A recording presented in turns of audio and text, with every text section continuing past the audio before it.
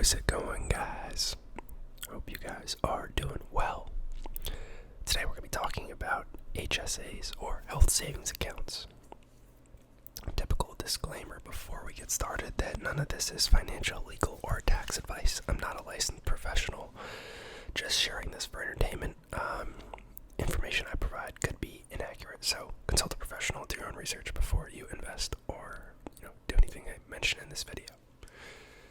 Now,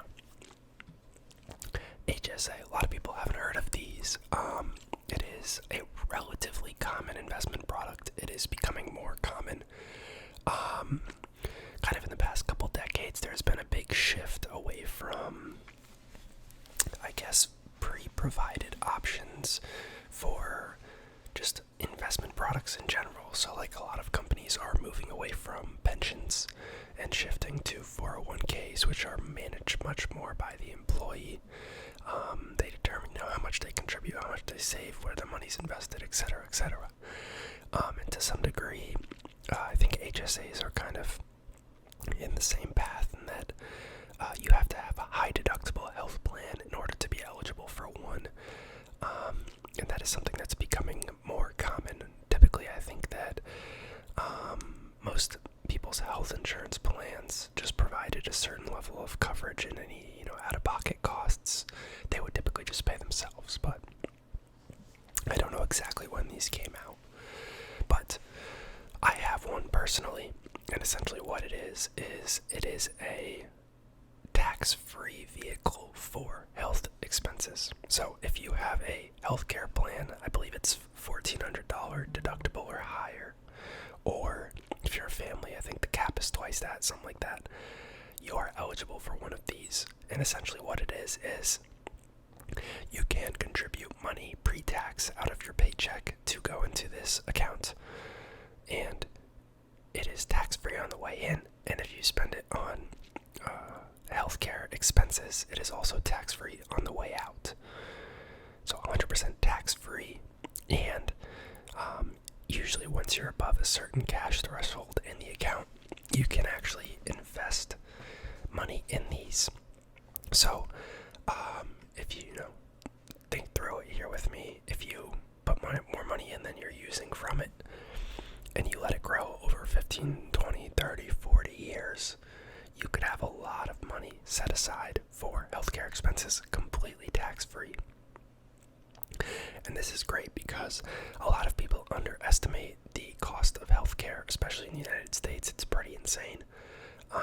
That's a whole other argument, but in retirement, healthcare expenses can really bleed into your retirement, and affect, your quality of living, how much discretionary money you have, etc. And so these HSA funds, they give you like a debit card. They can be used for medications, treatments, long-term care, or like senior living options. If you need to do modifications to your home to put in like a chairlift or a wheelchair-accessible bathtub. I think even sometimes they can cover like service animals. And anything that's health-related that you could go into like a CVS and buy, a lot of that will be eligible as well. So you can contribute out of your paycheck initially. They will take it pre-tax, just like a 401k contribution.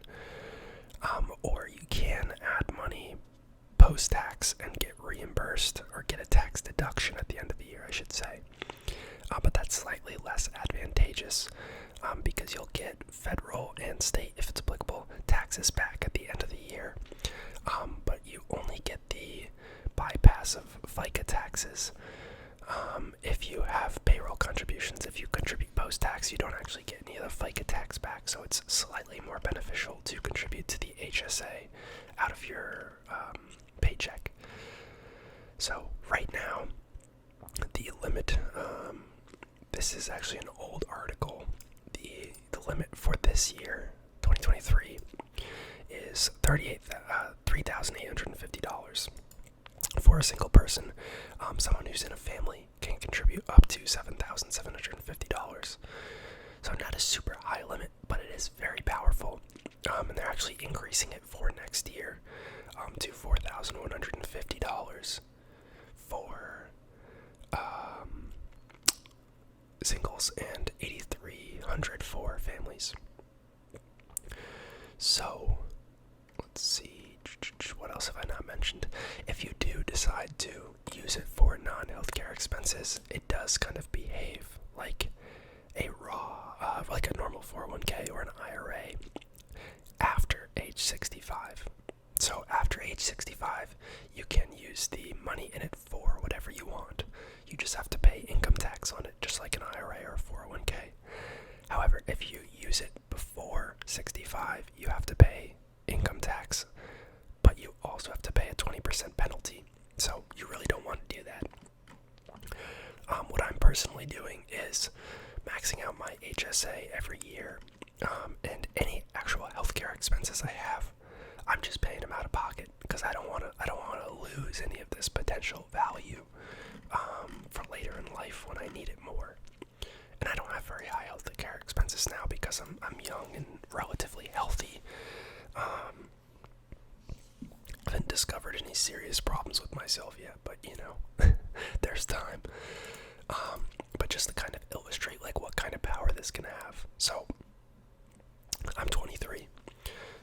Let's say I maxed it out for this year, so that's $3,850. And let's say I'm gonna max it out every year going forward until I'm 35. And next year I mentioned the limit is going to $4,150, so we'll just use that number and assume they never raise it again, which isn't true, but just for simplicity's sake. So you'd have to contribute about $345 a month to max that out.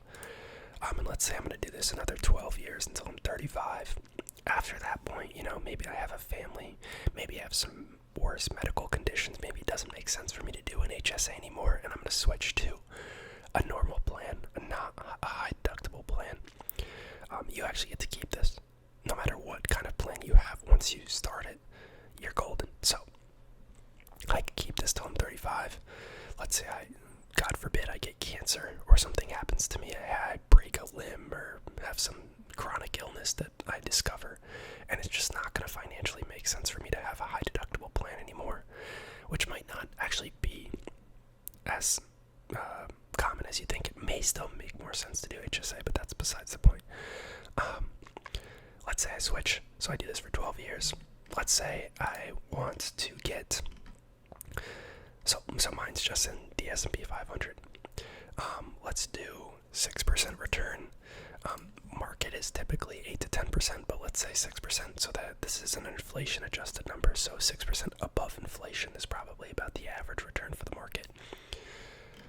So if I do that at 35, I will have about $77,500 in this account, tax free. So now let's say $77,500. And then let's say I don't contribute anymore and I just let it rock from age 35 until age 65. At retirement, I will have $445,000 inflation adjusted for healthcare expenses. Or if I decide I don't have $445,000 worth of healthcare expenses, it's treated just like a normal IRA or 401k. That's insane. I mean, you could use this for surgeries later in life. You could use this when you need to go into assisted living. If you need to have someone that comes and checks in on you because you have medical issues. If you need fancy medical equipment or implants or whatever, replacements, things like that. It's amazing. And yeah, it's just a phenomenal thing. Not a lot of people know about it who are younger. Typically, most employers now offer kind of a couple different healthcare options. My personal employer has 3 options. One is a high deductible plan. It's the cheapest. It's about $3 or $4 per paycheck they take out for the actual healthcare plan. And that covers my annual physicals and it covers my immunizations. They don't contribute anything to my HSA. I'm the only one that contributes.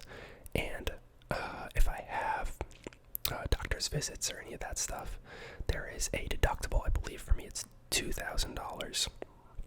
And so everything up to $2,000 I have to pay.